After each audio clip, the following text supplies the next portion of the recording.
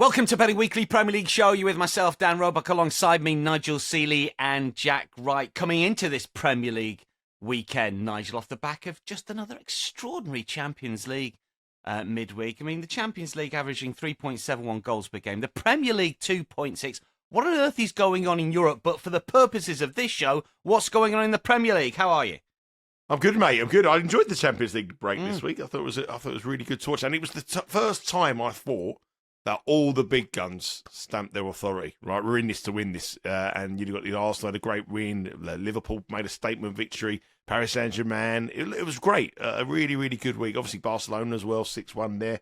And I really enjoyed it. The Premier League this weekend, it's a bit as murky as the English weather at the moment. And the World Cup this morning, it's a bit dull, it's a bit dreary. It's a tough card, I think. Getting my excuses in early. It's a tough card. And you can see that because we ramped the show. We're leading with the best. And you'll see what a bad week it is when we start with who we lead the show with. Well, I wouldn't say that, but look, yeah, we've just tweaked our running order a little bit. It's a little bit. Well, I would say that Wolves v Burnley is a bad lead. You know what I mean? It's a bad start. Look, we're going to go out with some big guns first of all. We're going to talk about the games that you guys, I know, want to talk about as well. We're going to kick off with what we think is the best game of the weekend in just a second. Jack, how are you, mate? What are your thoughts on sort of Premier League low goals at the minute and the Champions League still scoring for fun? How are you?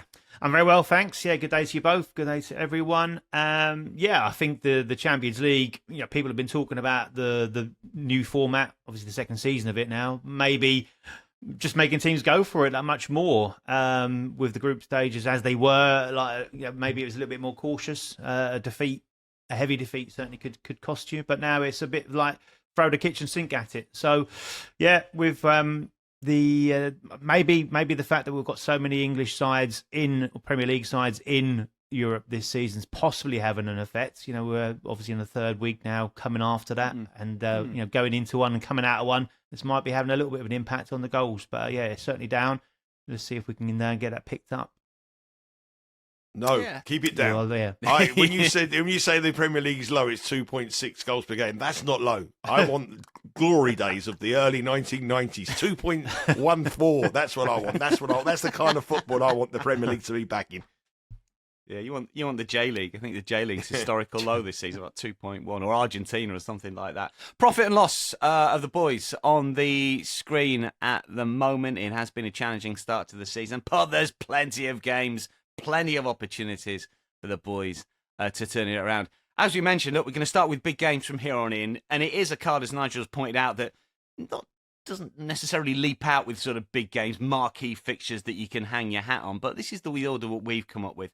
And we're going to start with the league leaders and the team that are favourites for the title, which, of course, is Arsenal. The -125 to lift the title for the first time since 03-04. After that, 1-0 win at Fulham last time out. And in terms of the top two of expected goal difference per 90, then we have got the top two going head-to-head because Arsenal are plus 1.11 and Palace plus 0.79. I mean, this is an intriguing contest, isn't it, Nigel? I mean, Arsenal have to be favourites at -250 for sure.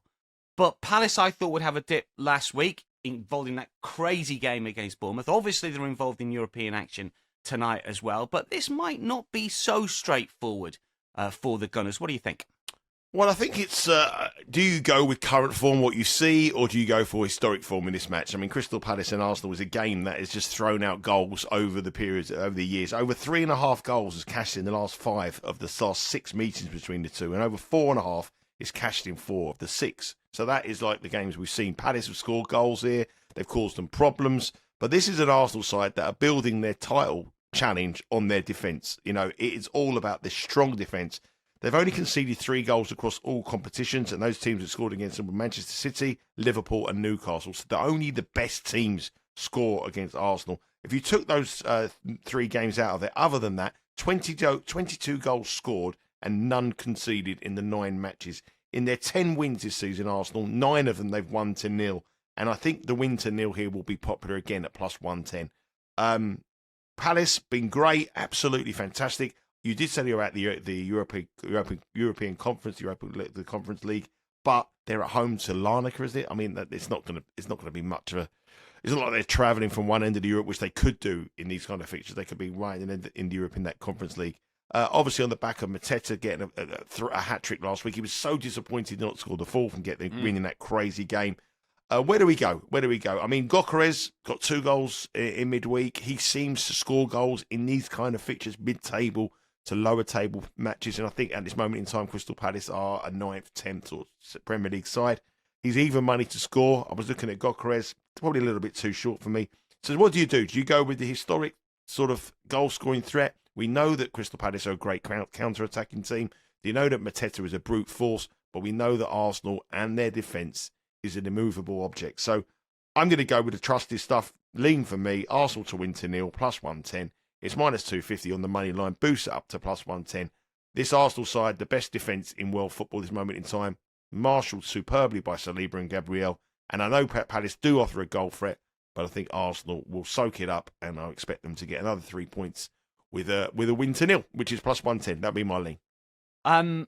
Palace top the expected goals charts, 17.1 on XG. Arsenal have got the best XGA numbers at 4.7, so the best attack against the best defence here. Jack, what you come up with? Well, I thought Nigel was going to go away from that when he said it was going to be a popular play, the win 2-0.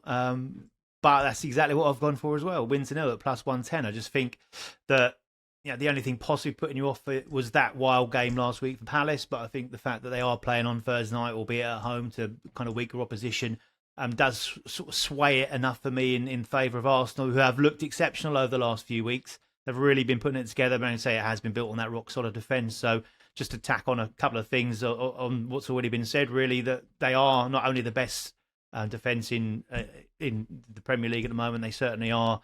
As far as the stats are concerned, across the big 5 leagues in Europe, least goals conceded. You mentioned the expected goals against there as well. So the process behind those numbers speak for themselves as well. They're the best expected goals against in the top 5 European leagues as well.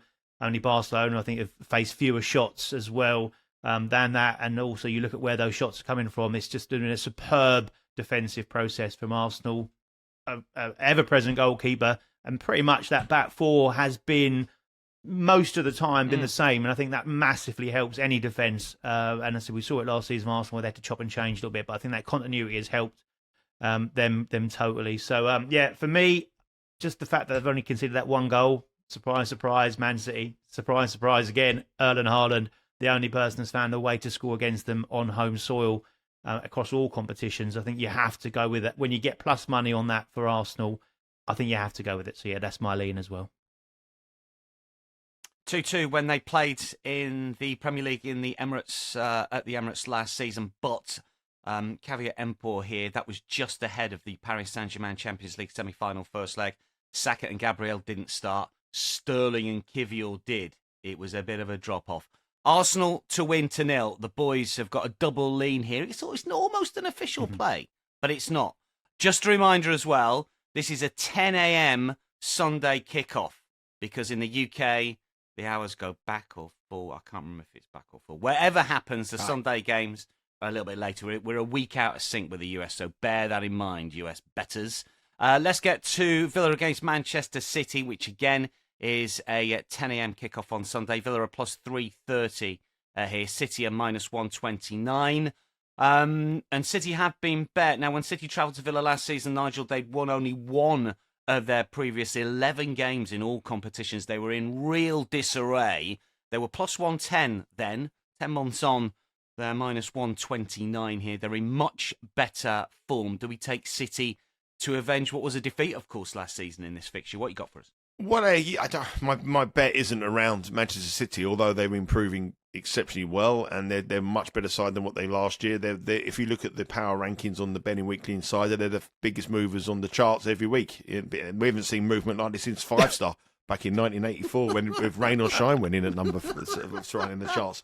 But I tell you what, I will say here is that the Man I didn't City... have that on my bingo card today. I'll tell you that much. Oh, well, it's systematic. It's systematic. Anyway, Manchester, I never can get enough of it. But Manchester City, very, very... minus 129 is a price that I know that the Bet Rivers bettors will be taking. Aston Villa, though, in great form, to turn around that really bad start, not scoring goals. I wouldn't be rushing to bet the minus 129 personally. I think Villa have proven a tough team for Manchester City. I remember, some of the fixtures they played this season. last season. They were a pretty tough side against Man City, and no, Man City was in turmoil. But Villa are playing well, good manager, and the place will be rocking. But my whole betting attention concentrates on one man. And you see through my Twitter account this week, you'll see from the dojo, you'll see from the European show that the stats that are coming out on Erling Haaland are just phenomenal. Now, I don't want to steal your thunder, Dan, because I know you've done the groundwork, all the work for you, and I know sometimes we sort of but rather than me going about it, I mean, all I will say to you, this season so far, Erling Haaland, 14 matches so far he's played, he's scored in 13. Only one match he didn't score. And you can get minus 120 for him to score at any time in this match. Now, earlier in the week when we done the dojo on Monday, it was plus 105. So the market has come. It hasn't moved enough. Over to you, Mr. Roebuck. Explain why. Well, look, these are the figures that I dug out from the Premier League. And Nigel's right, because he's improved this season. So even these numbers are wrong to a certain extent. 101 starts in the Premier League. He scored in 61 of those 101 starts. That's 60.4%. It's minus 150. Anything bigger than minus 150, you've got a value play. But I think this season he's kicked on a bit, hasn't he? That's the point, isn't it, Nigel? He looks like a better player. So all the numbers, and the home and away splits, incidentally, is 30 and 49 and 31 in 52 home and away. It pretty much identical, 61%, 59.5%, something like that. So you're getting massive value at minus 125 at the moment. But Nigel, I think he's a better player, isn't he, Nigel? He seems to have taken more responsibility. Yeah, I mean, he's just, and he's full of confidence. I mean, he's only 25. I mean, this is the other thing. I mean, you think about it, he isn't even peaked. It's scary. I mean, he's the most incredible striker I've seen in terms of his, not in, I wouldn't put him down as like a Van Basten or an all-time great or even Thierry Henry, but his goal-scoring record is the best we've ever seen. And he's just absolutely incredible. And to get minus 120, and people might look at it and think, well, minus 120, it wins. It wins every week. And, that's why so many people have him as the fantasy league captain in their fantasy league football. He's just on fire. And the other thing about him, before I hand over to Jack, is that in 14 matches this season, 14 times he started, in 7 of them he scored 2 or more. That's the thing. That's coming on as a 2. That's an even money shot. I know it's a small data base, but I mean, you might look up this match and think, well, they're tough, but he's scoring against everyone he plays, and Haaland is just an absolute machine at the moment. So, and the other thing as well, he's got a better record on the road. Every single City match this season, he scores on the road. The only team he didn't score again was against Tottenham at home, where that was, you would expect him to score. But every road game he scored, and in every single road game, Man City have just been on fire, including in midweek against Villarreal. His numbers are incredible. If you extrapolate that out and include Bundesliga, Premier League, and Champions League, so obviously his time at Dortmund and his Champions League stats as well, you're looking at around about minus 170 for a true price. I mean, everything is value about him.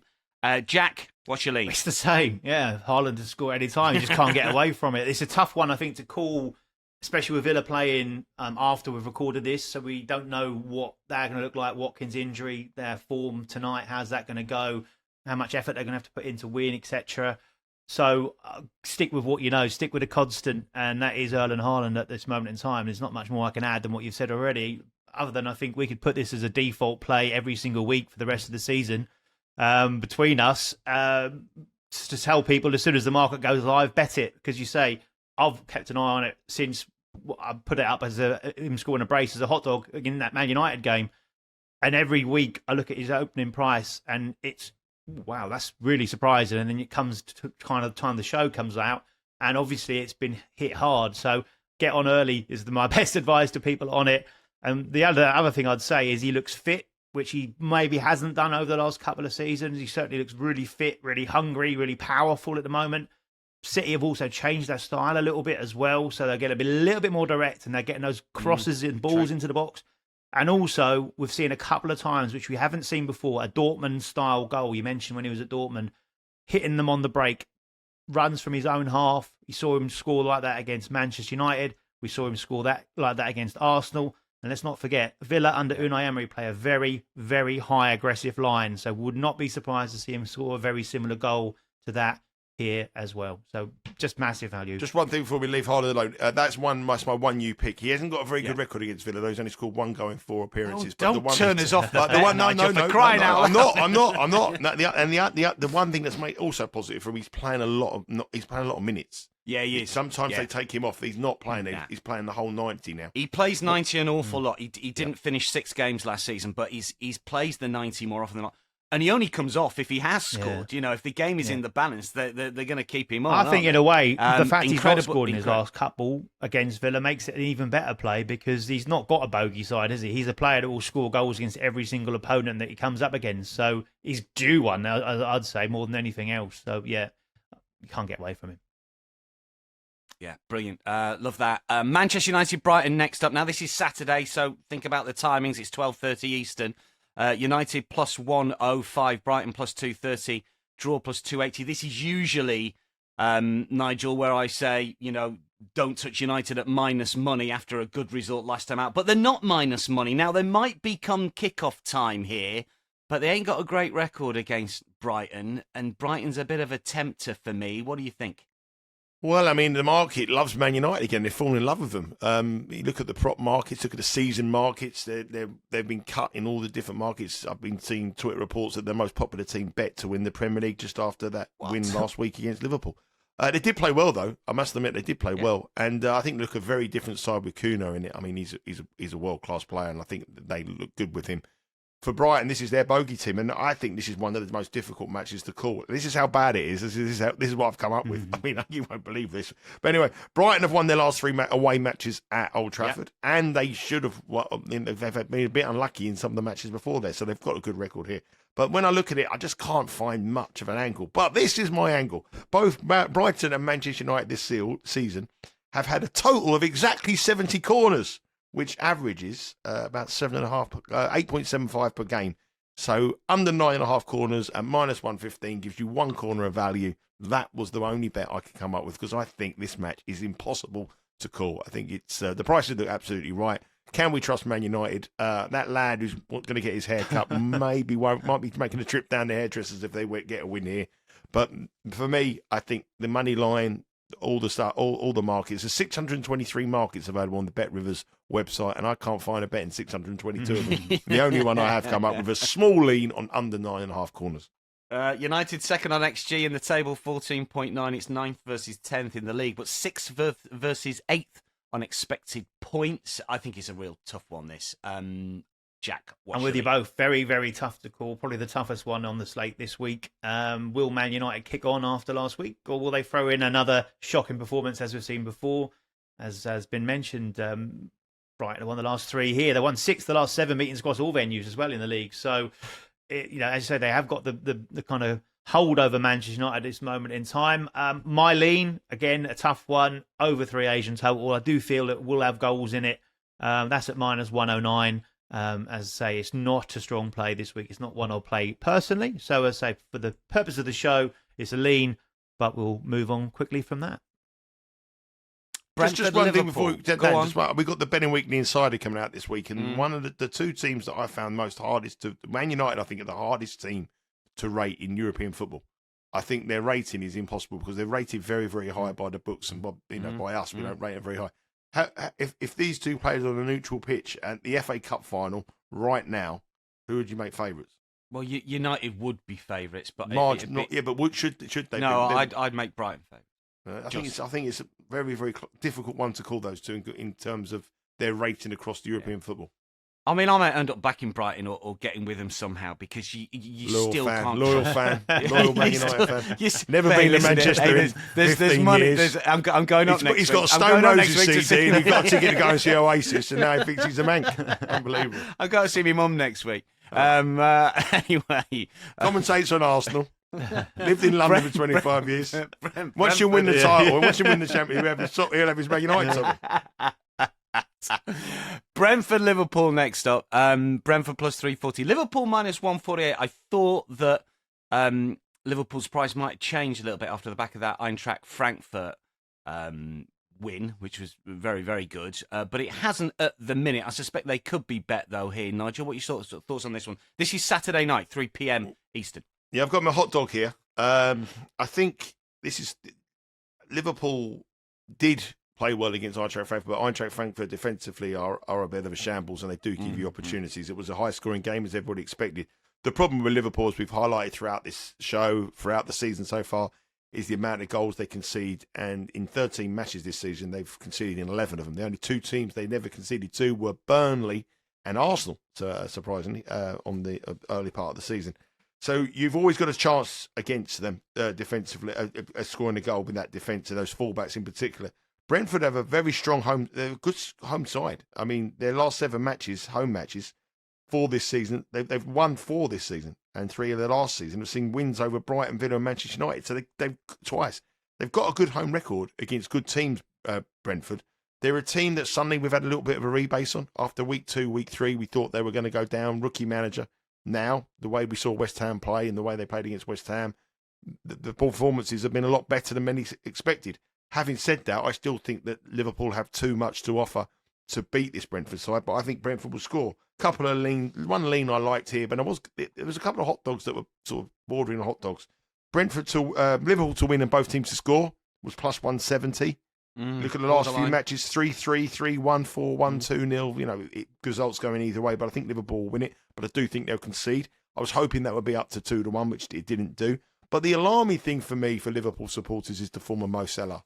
I mean, he's gone. He's just completely and utterly gone at this moment in time. We talk about how Haaland is on fire. Mo Salah is absolutely in the doldrums. Hasn't scored in 6 matches, which is unheard of for him. And at this moment in time, him and Isak aren't the best 2 strikers for Liverpool. You know, it's incredible. Arne Slot's got to make a tough decision. Gakpo and Etikite is the best 2 strikers for Liverpool at this moment in time. And Gakpo is absolutely on fire. He scored 6 goals in his last 5 matches across club and country.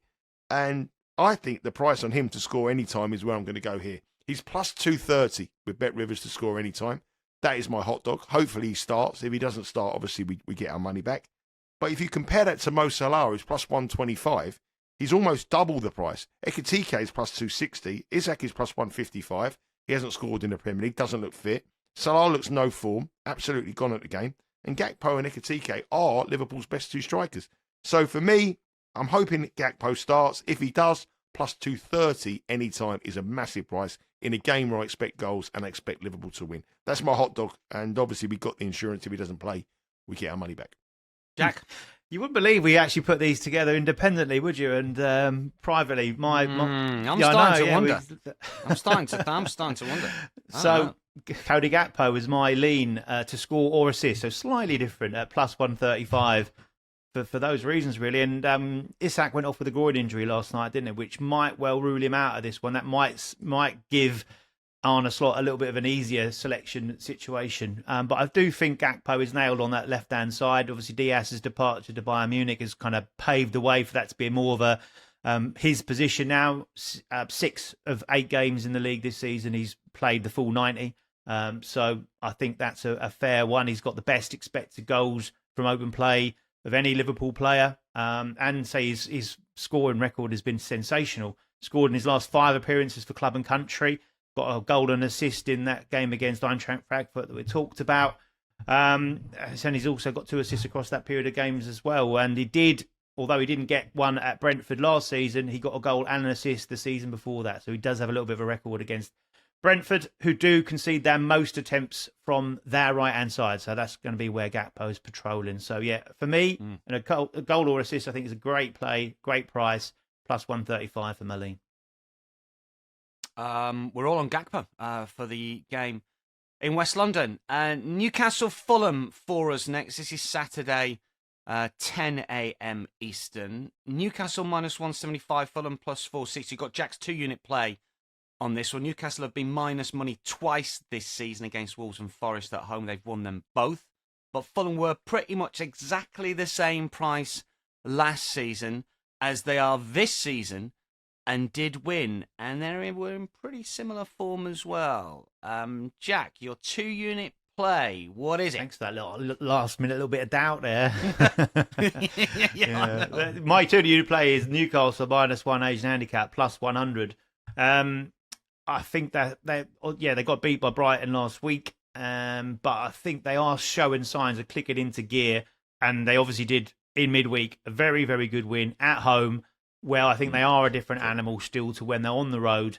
A very good win against Benfica, 3-0. That was a comfortable performance. It was a controlled performance. A little bit of pressure early doors, but then they turned it around. And once they kind of got, say, going and clicked into gear, they kind of cruised away from Benfica, to be honest. And they've got that real attacking threat.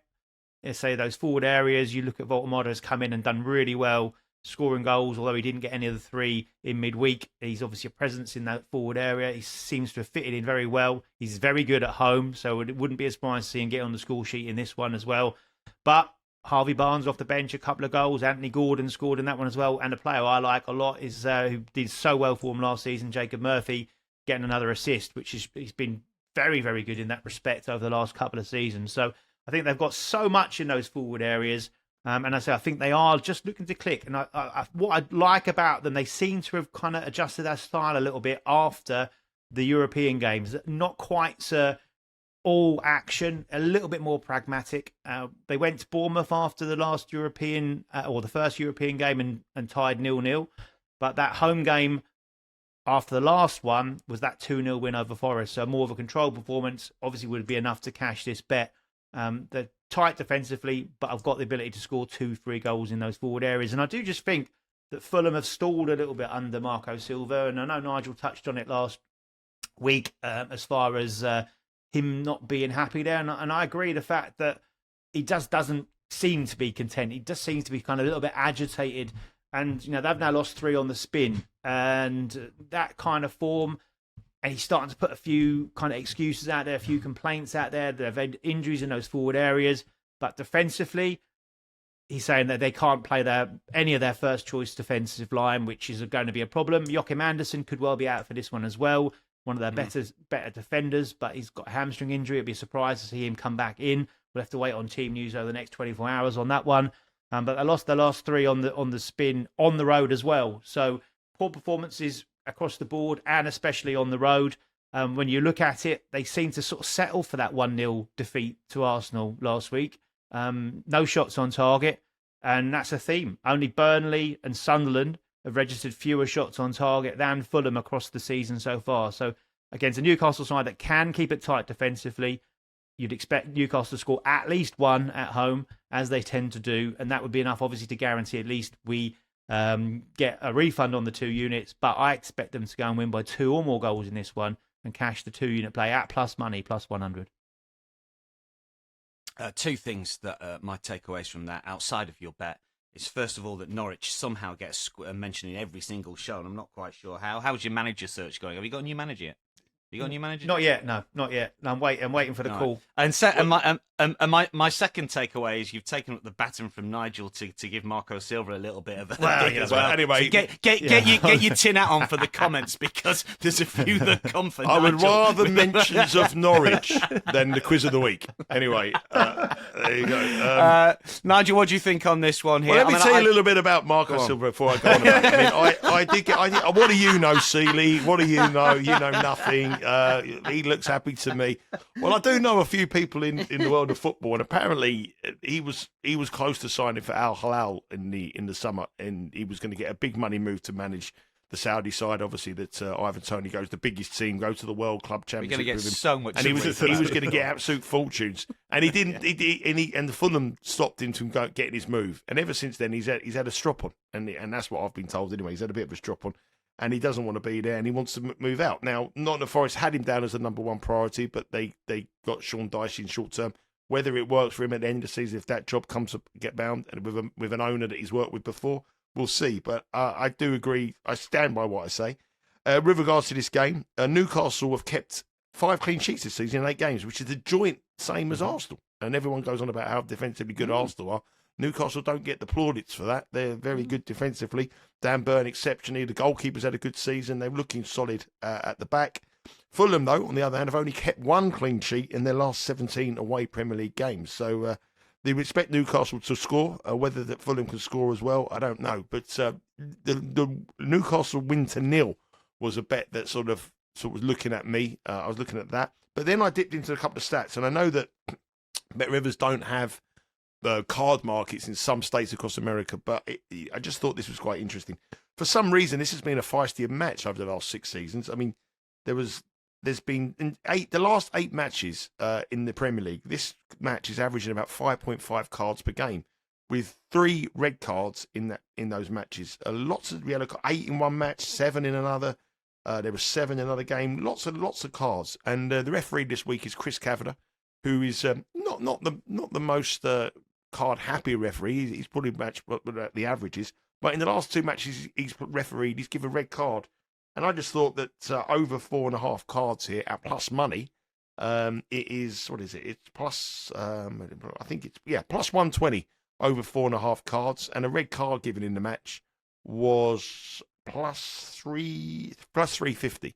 I just thought they may be a little bit worth a little bit of pizza money if someone can get on those plays. I know a lot of you can't stateside, but on those stats, it has been a feisty affair. And with a manager who wants away and can't wait to get out of London, can't order the cab, get me to Nottingham first. He's got train tickets, he's got plane tickets to Saudi Arabia. He wants out. I'll get on the bookings. We need some quick leans over the next 2 games from you. Everton Spurs next up. This is Sunday. And obviously with the new timings, it's 12:30 Eastern here.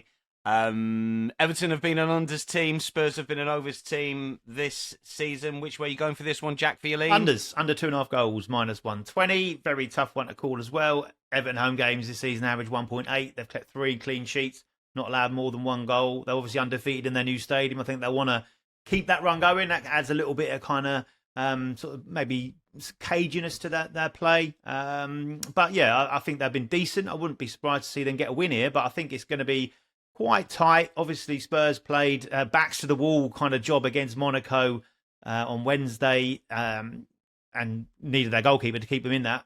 And as was pointed out, I think on one of the shows, a first 0-0 in over 120 games, isn't it? So maybe they got the taste for it. So we'll see. But I think 4 of the 5 at home for Everton, under 2.5 goals.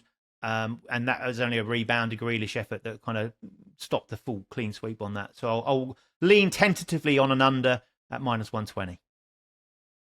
Speaking of Grealish, Nigel? Yeah, I very close to being my my hot dog Grealish to get an assist plus 290. Big price. 4 assists so far this season in 7 matches. A bit fresh, didn't play in their match obviously against Manchester City last time out, so he's had a little bit of time to come back and relax on this much, and I think the Grealish here will be on fire. Spurs are very negative in the betting markets every week, as we said on the show before going into this match. Obviously, they've had a European trip to Monaco, which was, they're playing in first gear essentially in that match. But surprisingly, after European Cup matches, Spurs are unbeaten, and both of them have been away, and both of them at tricky matches. They've been to Brighton and drawn 2-2. They've been to Leeds and won 2-1. So, this is another away match. People might look at Spurs and think they'll fade after a European Cup match, but they scored 2 goals in both of their matches, which is a worry for Jack. But I think Everton at home, in terms of in front of their fans, they'll make this a very intimidating game. And I think Grealish at plus 290 was the best bet on the prices at the plus 290. Most assists in the Premier League, joint most assists, and to get plus 290 is a big price.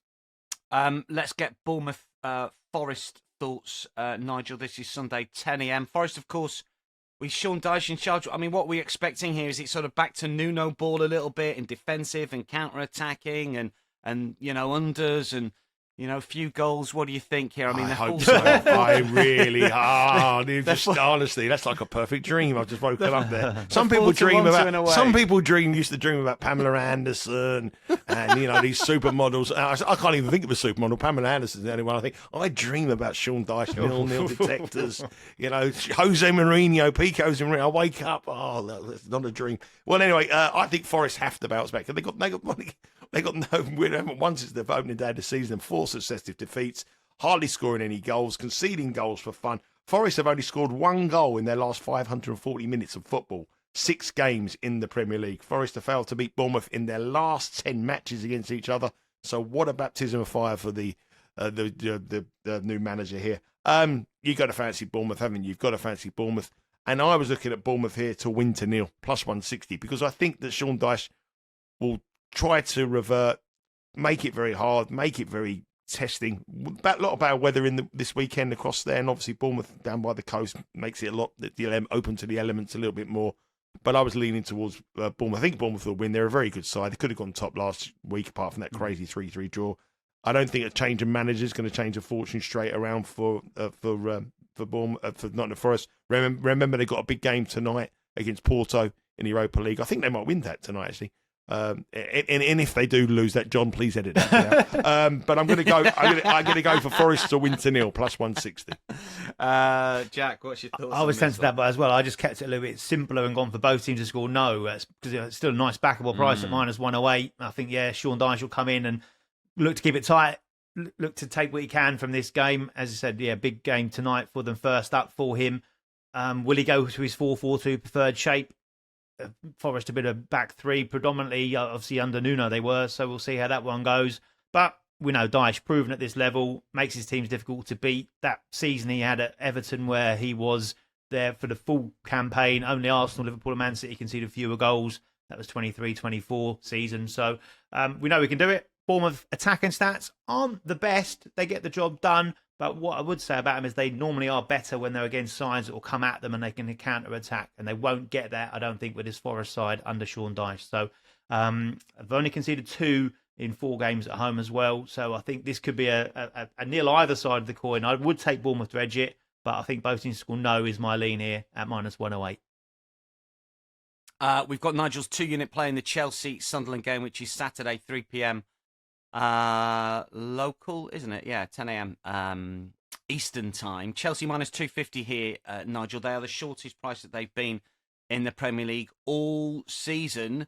But Sunderland have been good, or have they? They haven't played the top 6 side just yet. How do we equate this one? Sunderland plus 650. Are we going Sunderland handicap or lumping on the Blues? Your 2U play. I'm lumping on the Blues. I quite like what I see what's going on at Chelsea. They're getting the best out of their 132-man squad. They're doing well at the moment. But, I mean, Sunderland have been exceptional. Don't get me wrong, exceptional. But all of their good wins and all of their form has been at home. I mean, they haven't lost yet at the Stadium of Light. They're making it absolutely rocking. They've got Everton and Arsenal to come in the next 2 matches at home. And I don't think Arsenal will relish a trip there the way they're playing. But on the road, I'm not convinced. They went to Burnley, got beat 2-0. Crystal Palace, they should have got beat. I mean, they were defeated. Keeper played a blinder. So keep it at nil. Yeah. They only beat Forest 1-0. And then they went to Manchester United and got beat 2-0. So they're not scoring goals. They've only scored 1 goal on the road this season away from home. And they're up against the Chelsea sides who are absolutely flying. And the brilliant performance in midweek, and the beauty about their performance is the amount of young players they had. They changed the whole team up, had all these young players. They're without Cole Palmer. They were without João Pedro, but it didn't make any difference against Ajax. They smashed them 5-1, helped by an early sending off, admittedly so. But Caicedo in midfield is probably the best midfielder in the Premier League at the moment. Enzo Fernandez is probably playing the best football he's been since he's been in the Premier League. Estevao is probably the best young talent in the Premier League, I would argue. Absolutely on fire. And I get criticism all the time, which I accept. But I honestly think Chelsea aren't out of this title race. I genuinely don't think they're out of this race. If they're the world champions, in inverted commas, but if they can get the best out of this squad and go on runs and they're going to get better and better, they're young players. I like them. Over 2.5 goals is cash in all 5 of Chelsea's last Premier League games.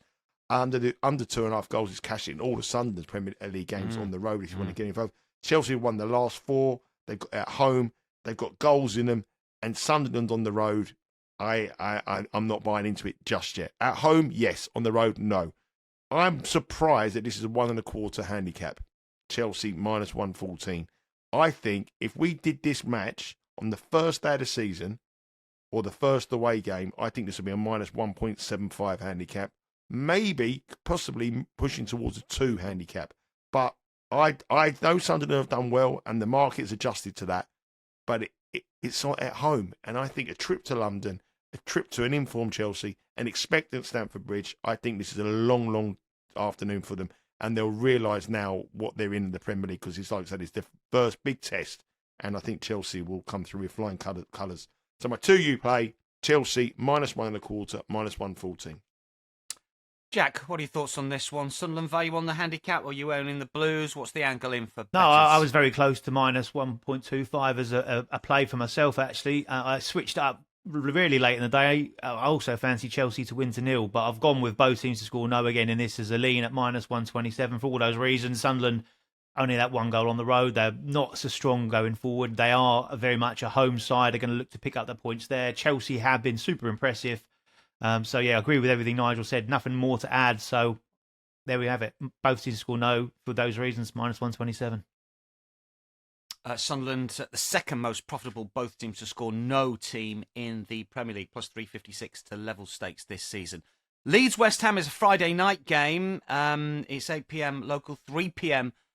Eastern. I mean, for me, this is a really intriguing one.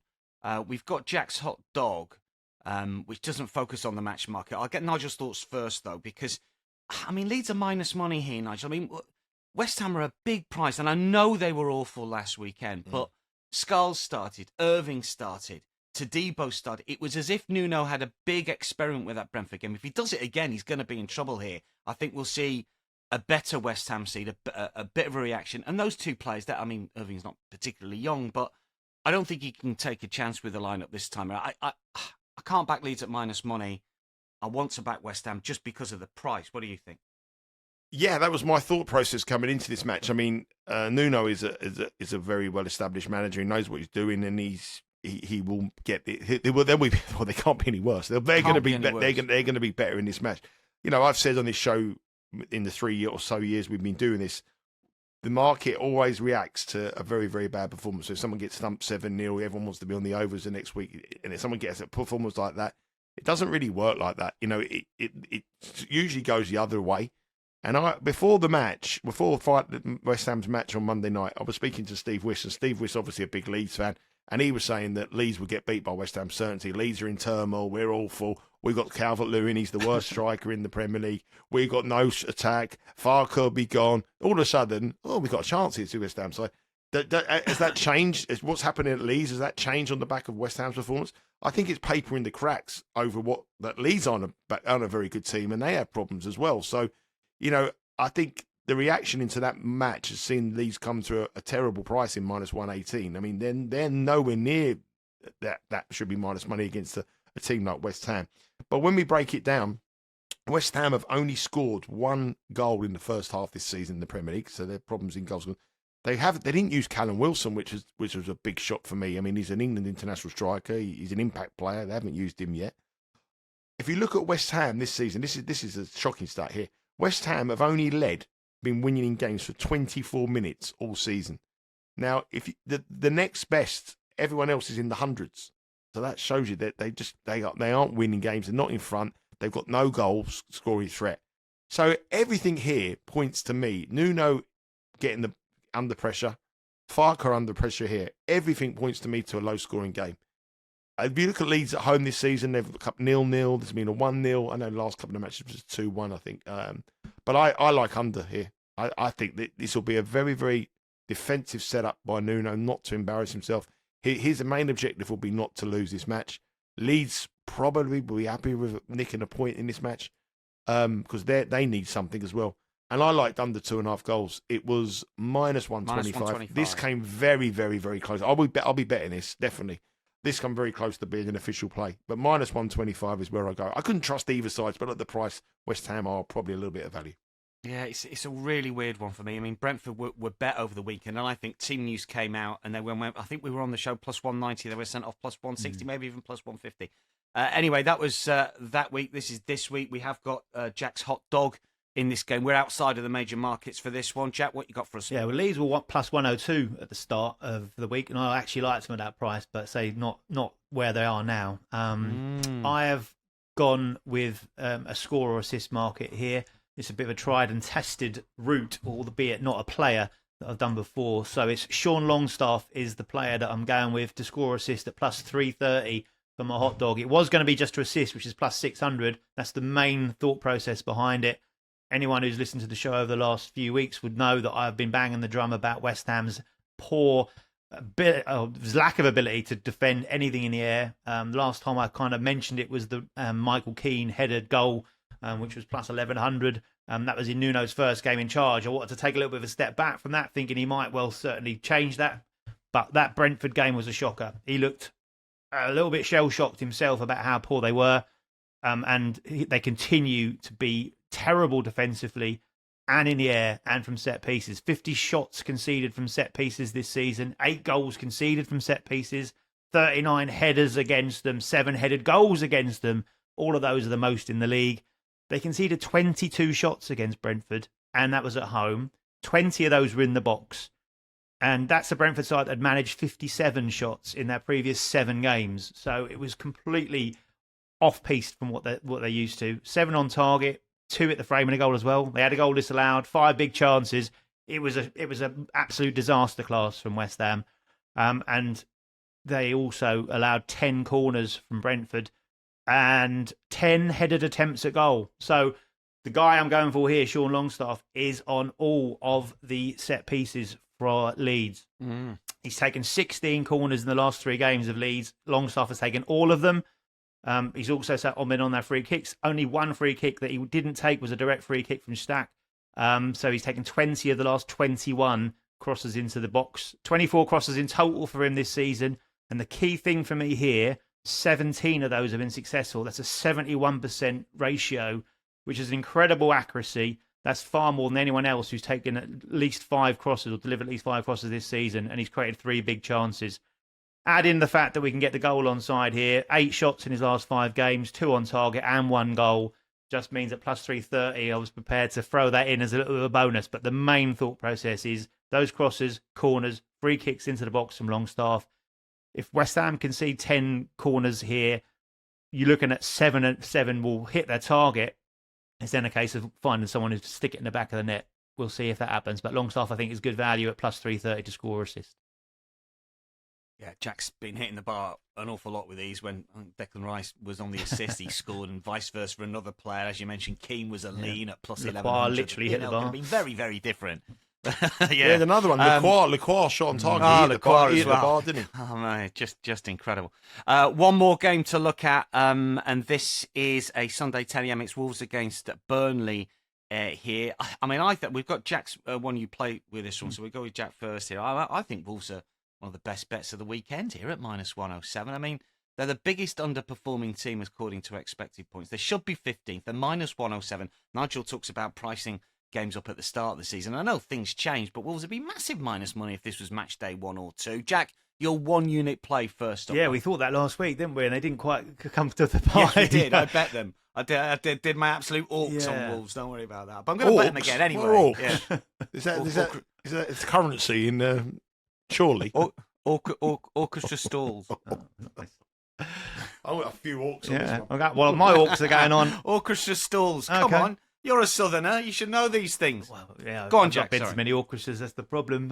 Just not got that culture. So I'm going over 2.25 Asian total. I just want to attack this low line at minus 114. I think because it's a must-win for Wolves. Vitor Pereira under pressure, plus 150 favourite to be the next manager sacked. We've talked about him a lot, probably walking away from it. He might not get the chance to do that, but he's got his new contract in his pocket, so maybe he won't be too worried about it. As you say, you kind of sense this should be an unders game, but hence the line, I think. But when you dig into the detail, I'm not so certain it is. Obviously, Wolves bottom of the table, 2 points to 8 games. Been playing better than the points they've actually won. So, look, but they have got to win this game. Simple as that. I think if they lose it, Pereira's gone. Even if they don't win it, I think there's problems. And I think Burnley on the other side of it will say, well, we've got a good chance of going and getting a very positive win here at Wolves. This is, again, these championship sides have been promoted seem to be going, right, our home games are important to go and get the wins, and we'll have a little bit of a free swing on the road, see if we can pick up anything from it. So as far as Wolves are concerned, they've scored in their last 5 home games as well, across all competitions, scored at least twice in 3 of those as well, but only 1 clean sheet and none in the league. So I think Burnley can score against a side that have conceded 13 goals at home, with 2 or more goals conceded in 4 to 6. So they've battled well with Burnley. They've had some very tough fixtures, and they were maybe a little bit fortunate against Leeds last week. They allowed a lot of chances, but Leeds didn't take them, and they managed to score a couple of goals themselves. So their games are actually averaging exactly 3 goals across their opening 10 in all competitions. Over 2.5 goals landed in 60% of those games, and all 4 of their road games. So shipped multiple goals in all 4 away games. So the stats actually would suggest that this possibly could have a few goals in it. And don't forget, if there's only 2, we'll only lose half our stake. But I'm looking for 3 or more in it. So they've only failed to score in one road game of Burnley, which is maybe a bit of a surprise. And when you consider the teams they've played, I think that's a decent shout. Tottenham was the only one that kept them out. They scored in the last 3. Man United, Man City, and I think they can get another go here against Wolves. So over 2.25 Asian total for me. 1 unit play at -114. Final word on the weekend from Nigel. What you're thinking here? You're going to tail me with the Wolves play? I actually would. I actually probably would. Yeah. I mean, I was a bit disappointed with their performance last week against Sunderland. I was hoping for a little bit more better, but the 2-0 flattered them a little bit. They went on the attack and they got hit on the counter attack right at the end to concede at the end. Wolves have been unlucky in their performances, as we know, but sometimes you need the players, you need the personnel to put the ball in the back of net. There's obviously Strand Larsen hasn't hit the heights of, he's had injury problems, but he hasn't hit the heights of goal scoring threats. Obviously, the transfer to Newcastle, what fell through, may have suffered for his form. But I do think that they're a price. I mean, everything about Jack was saying about these teams like the Sunderlands, the Burnleys and the Leeds, they've got to get their home form if they're going to stay in the Premier League, and they know that. Look at Burnley this season: 4 road matches, 4 defeats, 13 conceded. They have played a good team, so they played Tottenham, Man United, Man City, and Aston Villa. But I think that gives Wolves huge encouragement that they can ship 13 goals in at home. I think if it was the first day of the season, as you said, it'd be -175 Wolves, something like that. -108 is a bit of value. But Burnley, I think their game plan here on the Parker will be to defend. I quite liked under 2.5 goals, or under 2.25 goals actually going slightly against Jack. But Jack made a good case for it there. I'm happy with Wolves to win 1-0. That'll do me. Wolves on the money line for Nigel, just a lean, but Jack with his 1 unit play over 2.25 Asian total. Nigel, Jack, thanks for your company. Good luck to one and all. We will, as ever, keep everyone updated via our X feeds. That's a wrap for Betting Weekly Premier League Show Match Day 9. Get your picks in the comment section. Had a great reaction last week. Plenty of chat. If you want to come on and defend Marco Silva and say he's going to stay at Fulham for the next 10 years, you are more than welcome. Get your picks, and we think it's a trappy slate over the course of the weekend. Always great to get everyone's thoughts. Don't forget, of course, we've got our midweek show live it's changed next week, hasn't it now? Has it changed to 12 or 10? What's it changed to? I can't remember. We've got them in shooting. Our clocks go back, so it'll be... Changes for us, but not for the States, doesn't it? So changes for us not... Oh, yeah, the States, it stays the same. Yeah. Well, you'll be given the kick-off time. The kick-off times you No, the kick-off times change. The kick-off times change on the Sunday. Oh, okay. But the start show doesn't change. It's still 11 a.m. in Eastern. It's 3 p.m. for us. In James Eastern? 11 o'clock at Eastern. Okay, 11 o'clock Eastern. Oh, subscribe to the YouTube channel if you haven't already. We're inching. What are we on at the minute? We're inching towards 12k. We'll be back next week from all of us. For now, though, have a good betting weekend on the Premier League.